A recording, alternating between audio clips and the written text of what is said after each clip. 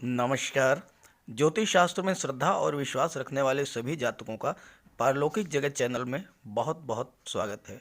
आज के इस वीडियो में हम बात करेंगे मिथुन राशि के जातकों के लिए मार्च 2022 का महीना किन किन खुशियों की सौगात लेकर आ रहा है, क्या रहेगी ग्रहों की स्थिति और हम क्या कर सकते हैं ग्रहों को अपने अनुकूल करने के लिए। तो आपको बता दें कि मार्च का महीना मिथुन राशि के जातकों के लिए बहुत ही अच्छा रहने वाला है, क्योंकि ग्रहों का संयोजन इतना बेहतर बन रहा है जो इसके पहले शायद ही कभी बना होगा। पहली बात तो ये है कि आपकी कुंडली में सूर्य, गुरु और बुध का महायोग बन रहा है जो कि सर्वथा शुभ फलदायक है।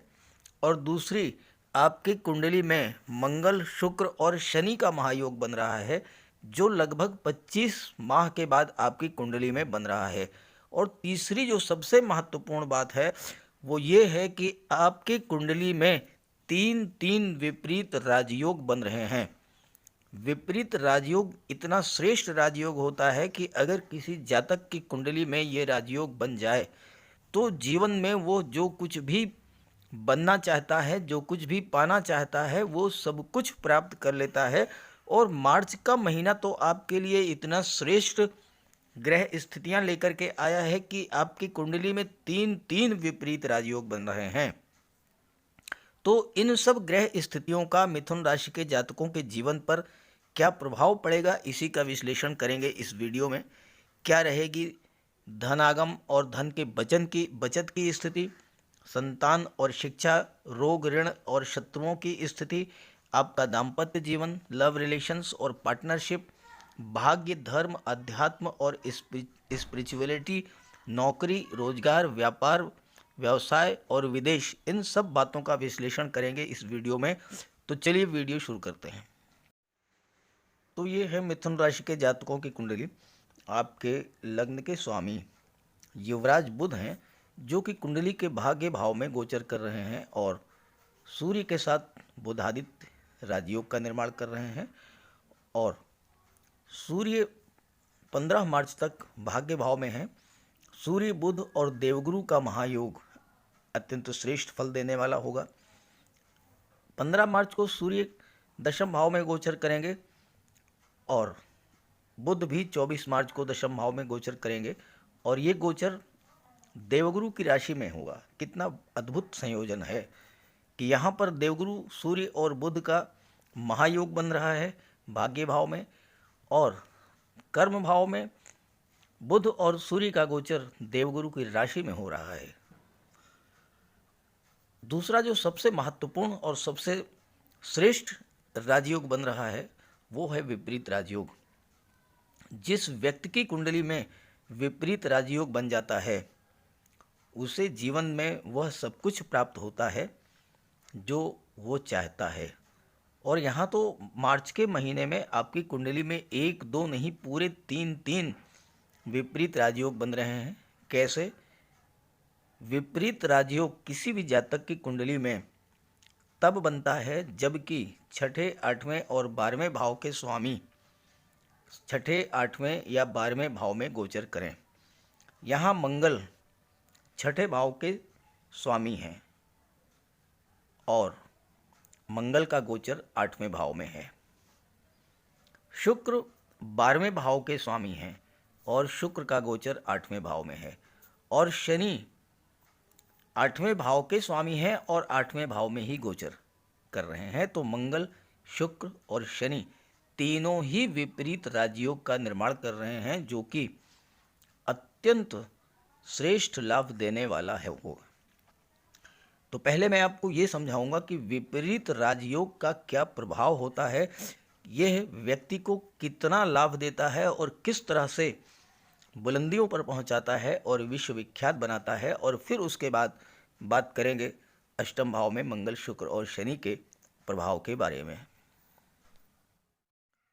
पहले मैं आपको विपरीत राजयोग के बारे में समझाता हूं कि विपरीत राजयोग बनता कैसे है। अगर कुंडली के छठे, 8वें और 12वें भाव के स्वामी छठे, 8वें या 12वें भाव में ही गोचर करें, छठा भाव, 8वां भाव और 12वां भाव, इनके स्वामी 6, 8, 12 में किसी भी भाव में गोचर करें या स्वराशि में स्थित हों, और ये ग्रह केवल परस्पर ही युत या दृष्ट हों तो विपरीत राजयोग का निर्माण हो जाता है। विपरीत राजयोग अत्यंत श्रेष्ठ होता है, और जिस जातक की कुंडली में ये राजयोग बन जाता है उसे जीवन में यश, महान सफलता, कीर्ति, अखंड लक्ष्मी की प्राप्ति, ये सब कुछ मिलता है। और ऐसा जातक अत्यंत धनवान होता है, यशस्वी होता है और अकूत संपत्ति का स्वामी होता है और राजा के समान सुखों का भोग करता है। अब आप यहाँ देखिए कि अष्टम भाव के स्वामी है बुध, और बुध का गोचर अष्टम भाव में ही हो रहा है। और दूसरी बात यह है कि बुध स्वराशि में है, उच्च के हैं, तो विपरीत राजयोग का निर्माण हो गया। और विपरीत राजयोग के निर्माण होने से ऐसे जातक को वह सब कुछ प्राप्त हो गया जो कि वो पाना चाहता था। अब मैं आपको बता दूं कि ये कुंडली है किसकी, तो ये कुंडली है सिने जगत के महानायक अमिताभ बच्चन जी की। और कहने की आवश्यकता नहीं है कि आपको सर्वविदित है कि विश्वविख्यात हैं अमिताभ जी, दुनिया उनकी दीवानी है, वो सेलिब्रिटी हैं और धन, वैभव, ऐश्वर्य, सुख सब कुछ उनके पास है। और ऐसे ही विपरीत राजयोग जो हैं वो क्रिकेट जगत के, भारतीय क्रिकेट टीम के कप्तान सचिन तेंदुलकर जी की कुंडली में बना है, नरगिस जी की कुंडली में, राज कपूर जी की कुंडली में, ऐश्वर्या जी की कुंडली में, लता जी की कुंडली में ऐसे विपरीत या राजयोग का निर्माण हुआ है। और यही राजयोग आपकी कुंडली में भी बन रहा है, भले ही शॉर्ट टाइम के लिए, थोड़े समय के लिए, लेकिन थोड़े समय के लिए भी बनने वाला ये राजयोग आपको बहुत ही श्रेष्ठ फल दे करके जाएगा।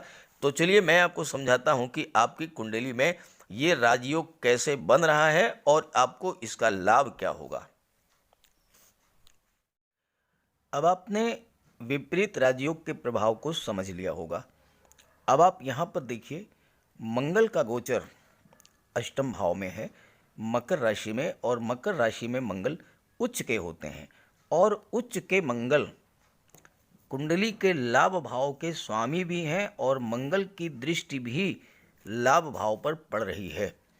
लाभ भाव से धन के लाभ, पद प्रतिष्ठा, मान सम्मान के लाभ, संतान और शिक्षा के लाभ, हर तरह के लाभ का विचार किया जाता है। एकादश भाव आपकी इच्छाओं, आपकी कामनाओं, आपके सपनों को रिप्रेजेंट करता है। और उच्च के मंगल की दृष्टि इस पर पड़ रही है, तो आपकी कोई इच्छा, कोई सपना जो बहुत दिनों से आप देख रहे थे वो पूरा होगा मार्च के महीने में।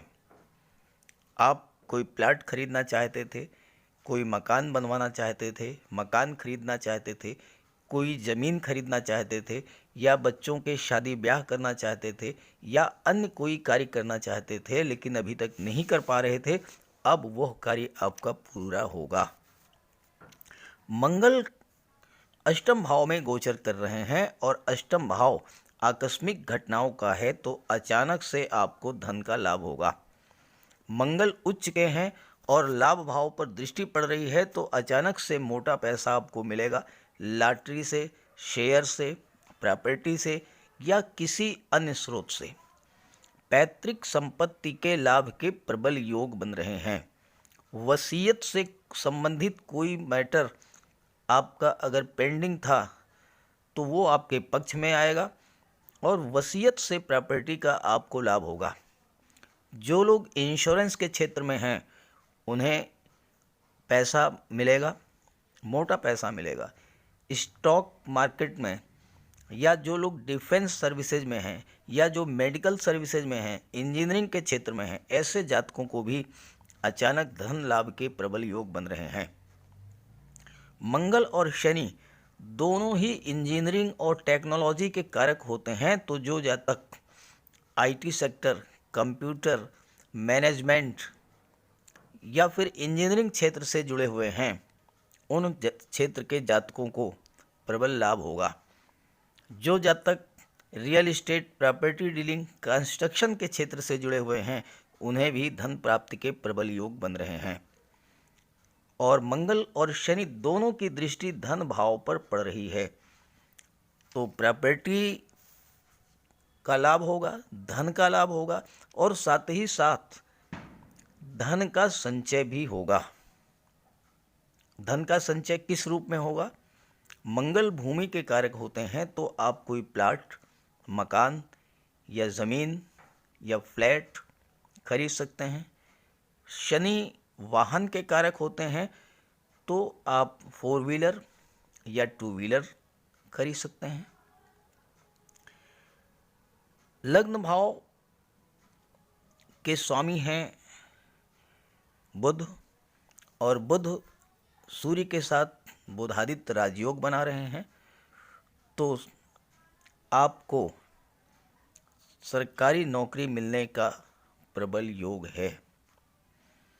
मंगल प्रभावित व्यक्तियों का व्यक्तित्व अत्यंत स्ट्रांग होता है, बहुत ही मजबूत पर्सनालिटी के मालिक होते हैं, और मंगल आप में नई ऊर्जा और नए जोश का संचार करेंगे, क्योंकि मंगल की अष्टम दृष्टि पराक्रम भाव पर पड़ रही है। देवगुरु की भी दृष्टि पराक्रम भाव पर पड़ रही है, और पराक्रम भाव के स्वामी हैं सूर्य। सूर्य, मंगल और देवगुरु, जरा देखिए, राजा, सेनापति और महामंत्री तीनों ही आपकी कुंडली के पराक्रम भाव को प्रभावित कर रहे हैं, तो आपके अंदर असीम ऊर्जा का संचार होगा। आप नए उत्साह के साथ कार्य क्षेत्र में उतरेंगे और सफलता अर्जित करेंगे। हालांकि आप जो काम पहले से करते चले आ रहे हैं, अगर वही कार्य आप करते रहेंगे तो उसी में आपको बहुत बड़ा लाभ होगा। हालांकि अष्टम भाव सबसे खराब भाव माना जाता है, लेकिन यहाँ पर मंगल और शनि और शुक्र तीनों ही विपरीत राजयोग बना रहे हैं, इसलिए सर्वश्रेष्ठ फल देने वाले हैं। और चूंकि अष्टम भाव भूमि के नीचे के दबे हुए पदार्थों का भी होता है, तो जो जातक petroleum, diesel, gas, mines, minerals, chemical products, medicine, rubber, scrap, automobiles, transport, tourism, इन सब क्षेत्रों से जुड़े हुए हैं, ऐसे जातकों के लिए ये गोचर बहुत ही लाभ की स्थिति देने वाली है। हालांकि मंगल और शनि की युति पर राहु की नवम दृष्टि पड़ रही है, जो कि विदेश भाव में गोचर कर रहे हैं, तो राहु की नवम दृष्टि पड़ने से आपको आकस्मिक दुर्घटनाओं से सावधान रहना होगा। वाहन चलाते समय विशेष सावधानी रखें और मंगल का उपाय करें। मंगल ब्लड और सर्जरी के कारक होते हैं, तो स्वास्थ्य का विशेष ध्यान रखें। अगर आप ब्लड से रिलेटेड, डायबिटीज़ के से संबंधित या हाई ब्लड प्रेशर या पाइल्स के रोगी हैं, तो आप बहुत विशेष ध्यान रखें अपना। जल्दबाजी में कोई फैसला ना लें, और अगर आपका कोई ऑपरेशन होना है तो उसे टाल दें। वाणी पर विशेष नियंत्रण रखें, लड़ाई झगड़े से बचें। कुटुंब में कलह हो सकती है, चूँकि मंगल की दृष्टि द्वितीय भाव पर पड़ रही है, जहाँ से वाणी का भी विचार किया जाता है और परिवार का भी विचार किया जाता है, तो कुटुंब में तनाव और कलह की स्थिति बना सकते हैं। तो आपको वाणी का विशेष ध्यान रखना है, और ऐसे में आप बजरंग बली की उपासना करें, और शनिवार और मंगल को बजरंग बली के मंदिर में जाएं, हनुमान चालीसा का पाठ करें, और मसूर की दाल शिव मंदिर में सोमवार के दिन दान करें, तो इससे आपको विशेष लाभ होगा। जहाँ तक शुक्र की बात है, शुक्र विदेश भाव के स्वामी हैं, और शुक्र संतान और शिक्षा भाव के भी स्वामी हैं। तो पहली बात तो ये है कि आपको विदेशों से धन का लाभ होगा, विदेश में आप सेटल हो सकते हैं। विदेश से आपका कोई व्यापार है, एक्सपोर्ट इंपोर्ट का कोई व्यापार व्यवसाय है, तो वहाँ से आपको विशेष लाभ होगा। और साथ ही साथ जो छात्र विदेश जाकर के उच्च शिक्षा ग्रहण करना चाहते हैं उनके लिए बहुत ही बेहतर योग बन रहा है, और वो विदेश में जाकर के हायर एजुकेशन के लिए जा सकते हैं और उनके लिए धन की व्यवस्था भी हो जाएगी। शुक्र ही वो व्यवस्था करा देंगे। हो सकता है स्कॉलरशिप मिल जाए या कोई और फंड मिल जाए और उससे वो हायर एजुकेशन की जो उनकी इच्छा है वो विदेश जाकर के पूरी कर सकें। अब आइए सूर्य, बुध और गुरु के बारे में बात कर लेते हैं, जो कि आपकी कुंडली के भाग्य भाव में गोचर कर रहे हैं। सूर्य, बुध और गुरु का महायोग कुंडली के नवम भाव भाग्य भाव में बन रहा है, और राशि के स्वामी, भाग्य भाव के स्वामी हैं शनि। नवम भाव से भाग्य, धर्म, पिता, गुरु, उच्च शिक्षा, ज्ञान और विदेश यात्राओं का विचार किया जाता है। और यहाँ पर सूर्य और गुरु और बुध का महायोग बन रहा है। पहली बात तो ये है कि जो छात्र कॉम्पिटिटिव एग्जाम्स की तैयारी कर रहे हैं, आईएएस, आईपीएस, सिविल सर्विसेज, प्रतियोगी परीक्षाओं की तैयारी कर रहे हैं, उन्हें भाग्य के सपोर्ट से पूरी सफलता मिलने के योग हैं। नवम भाव में सूर्य बहुत अच्छे शिक्षक बनाते हैं, उच्च शिक्षण संस्थान में बड़ा पद दिला सकते हैं, सरकारी विभाग में उच्च पद दिला सकते हैं। आपके पिता आपके गुरु हो सकते हैं और आप पिता के आदर्शों पर ही चलेंगे। पिता और गुरु की सलाह को बहुत अधिक महत्व देंगे। सूर्य में प्रकाश है, सूर्य में ऊर्जा है, सूर्य में तेज है, तो भाग्य को चमका देंगे। और भाग्य चमक गया तो फिर कहना ही क्या, ऐसे जातक मिट्टी को भी सोना बना देते हैं। यहाँ देवगुरु का गोचर है और देवगुरु आपके अंदर धर्म, अध्यात्म और ईश्वर में आस्था को बढ़ा देंगे। 9th हाउस में सूर्य आपके पिता की समाज में अच्छी स्थिति को दर्शाता है। आपकी सोच का दायरा बढ़ेगा और समाज के लिए कुछ नया करने की सोच आप में डेवलप होगी। योग, ध्यान और अध्यात्म में आपकी रुचि बढ़ेगी। और चूंकि सूर्य, बुध और गुरु की दृष्टि पड़ रही है पराक्रम भाव पर, तो भाग्य और पुरुषार्थ के मेल से आप जीवन में वो सब कुछ प्राप्त कर लेंगे जो कि आप पाना चाहते हैं। और देवगुरु चूंकि धन के कारक होते हैं, तो आपको धन भी प्रचुर मात्रा में दिला देंगे। हाँ, अगर सूर्य या गुरु आपकी कुंडली में कमज़ोर हैं तो उसका उपाय करें, क्योंकि सूर्य के प्रभाव से आपके अंदर ईगो और अहंकार की स्थिति बनेगी। 15 मार्च को सूर्य का गोचर कर्म भाव में हो जाएगा और 24 मार्च को बुध का गोचर कर्म भाव में होगा देवगुरु की राशि में। तो यहाँ पर बुधादित्य राजयोग बनेगा। आइए इसके बारे में बात कर लेते हैं। 15 मार्च को सूर्य का गोचर कुंडली के दशम भाव में होगा और दशम भाव में सूर्य दिग्बली होते हैं। दशम भाव से आपके जॉब, कैरियर और प्रोफेशन का विचार किया जाता है। और सूर्य शासन, प्रशासन, सरकारी नौकरी, मान सम्मान, पद और प्रतिष्ठा के कारक होते हैं। तो दिग्बली सूर्य शासन में आपको उच्च पद दिला देंगे। आईएएस, आईपीएस, सिविल सर्विसेज के एग्ज़ाम्स में आपकी सफलता आपको दिलाएंगे। प्राइवेट सेक्टर में आप मैनेजमेंट के क्षेत्र में उच्च पद प्राप्त कर सकते हैं, क्योंकि बुध व्यापार के भी कारक हैं, मैनेजमेंट के भी कारक हैं। सूर्य आपकी नेतृत्व क्षमता में वृद्धि करेंगे और राजनीति के क्षेत्र में आपको उच्च पद दिला देंगे। दशम भाव के स्वामी देवगुरु हैं, जो कि भाग्य भाव में गोचर कर रहे हैं। तो भाग्य के सपोर्ट से आप कार्य क्षेत्र में उन्नति करेंगे। सूर्य राजा हैं, तो आपको राजा के ही समान वो हर सुख प्रदान करेंगे जो आप पाना चाहते हैं। उच्च प्रशासनिक सेवा, न्यायिक सेवा या विदेश सेवा में जाने का मार्ग प्रशस्त करेंगे। व्यापार के क्षेत्र में है तो कारपोरेट सेक्टर में, या आप इंडस्ट्रियलिस्ट हो सकते हैं, आपकी खुद की कोई कंपनी हो सकती है। और दशम भाव में सूर्य और बुध आपको अच्छे शिक्षक, चार्टर्ड अकाउंटेंट, वकील, वक्ता, कवि, काउंसलर या फिर पत्रकारिता और सोशल मीडिया के क्षेत्र में, शेयर मार्केट और पूंजी निवेश के क्षेत्र में, आईटी सेक्टर में, कंप्यूटर इंजीनियरिंग और मैनेजमेंट के क्षेत्र में उच्च स्तर की सफलता दिलाने वाला होगा। दशम भाव में सूर्य के दिग्बली होने के कारण यहाँ पर सूर्य सर्वाधिक शक्तिशाली होते हैं। आपका खुद का कारोबार अगर है तो बहुत अच्छी आर्थिक स्थिति होगी, फाइनेंशियल पोजीशन आपकी बहुत स्ट्रांग होगी।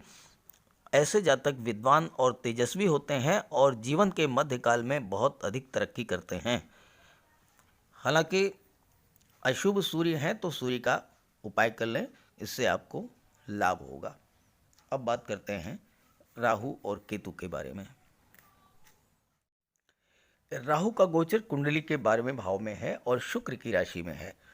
शुक्र 12वें भाव में अति विशिष्ट कारक होते हैं और राहु का स्वभाव है कि वो जिस ग्रह के साथ होते हैं उसके जैसा ही व्यवहार करते हैं। और दूसरी बात, राहु अगर अकेले हों तो बहुत ही अच्छा फल देते हैं और कुंडली के छठे, 8वें और 12वें भाव में तो राहु, केतु, शनि और मंगल बहुत ही अच्छा रिजल्ट देते हैं। तो यहाँ पर विदेश भाव में राहु आपको विदेश से बहुत बड़ा लाभ दिलाएंगे, धन की प्राप्ति होगी, विदेश में सेटल हो सकते हैं, विदेश में व्यापार व्यवसाय के सिलसिले में जा सकते हैं और वहाँ से आपको लाभ होगी।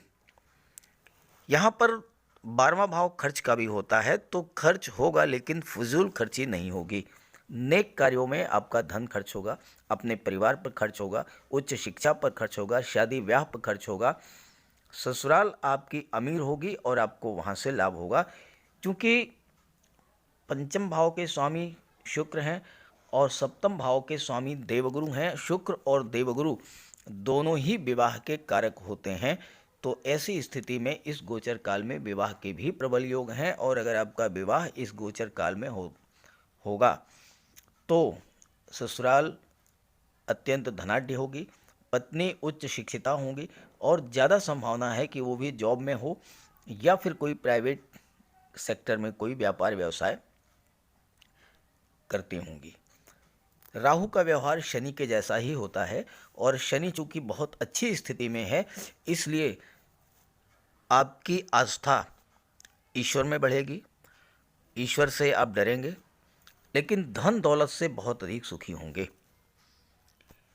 और जहाँ तक केतु की बात है तो केतु छठे भाव में गोचर कर रहे हैं और केतु मंगल के जैसा ही व्यवहार करते हैं और मंगल की ही राशि में गोचर कर रहे हैं, तो रोग, ऋण और शत्रु इन सब का विनाश कर देंगे।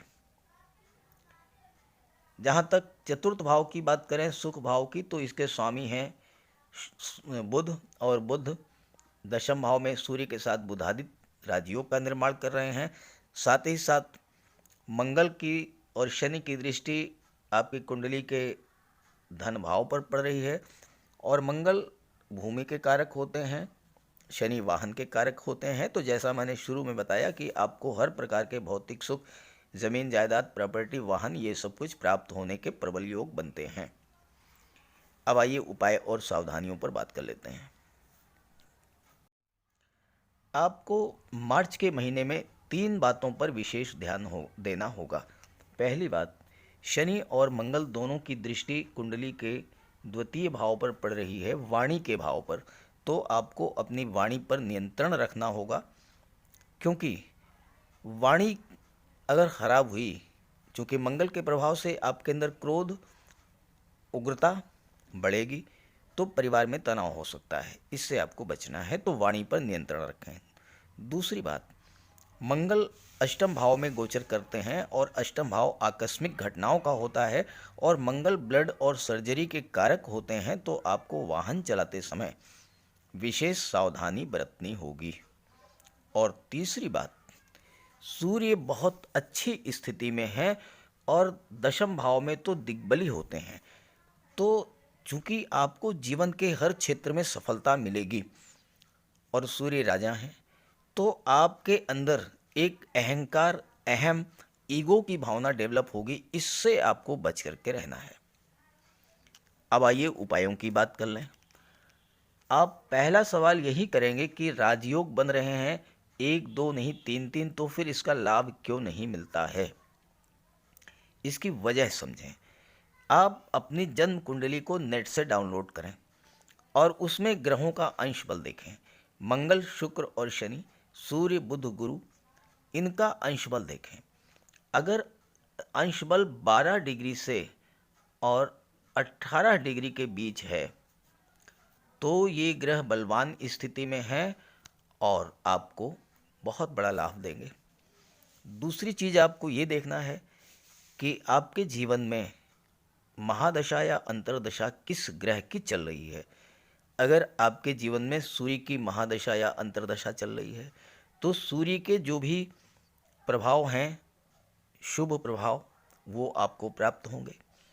आपके जीवन में मंगल की महादशा या अंतर्दशा चल रही है तो मंगल के प्रभाव आप पर पड़ेंगे। तो ये देखना आपके लिए ज़रूरी होगा। और अगर ग्रह अंश बल से कमज़ोर हैं तो उनका उपाय कर लें। बजरंगबली की उपासना करें, महा उपाय है ये। हनुमान चालीसा का पाठ करें। मंगल और शनि दोनों का उपाय इससे हो जाएगा। माता लक्ष्मी की उपासना करें, इससे शुक्र का उपाय हो जाएगा। सूर्य की आराधना करें, आदित्य हृदय स्तोत्र का पाठ करें, गायत्री मंत्र का जाप करें, सूर्य को अर्घ्य दें। तांबे के लोटे में जल, अक्षत, लाल पुष्प, रोली, चंदन डाल करके प्रातःकाल सूर्य को अर्घ्य दें।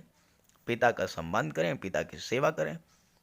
जहाँ तक देवगुरु की बात है, माता, पिता, गुरु और वृद्ध जनों का सम्मान करें, उनकी सेवा करें, उनका आशीर्वाद प्राप्त करें। और बुद्ध के लिए गाय की सेवा करें, किन्नर को दान दें। आपके घर में कोई कन्या है तो घर से निकलते समय किसी शुभ कार्य के लिए जा रहे हैं तो उसे कुछ उपहार दे करके जाएं। पैसे, मिठाई, खिलौने, वस्त्र, कोई भी चीज़।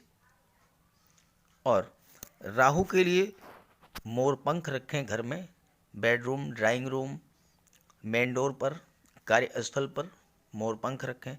केतु के लिए काले कुत्ते, काली गाय और कौवे को भोजन दें। ये सब उपाय आप करते रहेंगे तो आपको किसी तरह का कोई अशुभ प्रभाव नहीं मिलेगा। और जिस भी ग्रह की महादशा या अंतर्दशा आपके जीवन में चल रही है उसका पूरा लाभ आपको प्राप्त होगा। तो ये बात अगर आपको अच्छी लगे तो अपने साथियों को भी शेयर कर दीजिएगा। सभी ग्रहों की कृपा दृष्टि आप पर बनी रहे, इसी भावना के साथ आप सभी का बहुत बहुत धन्यवाद। नमस्कार।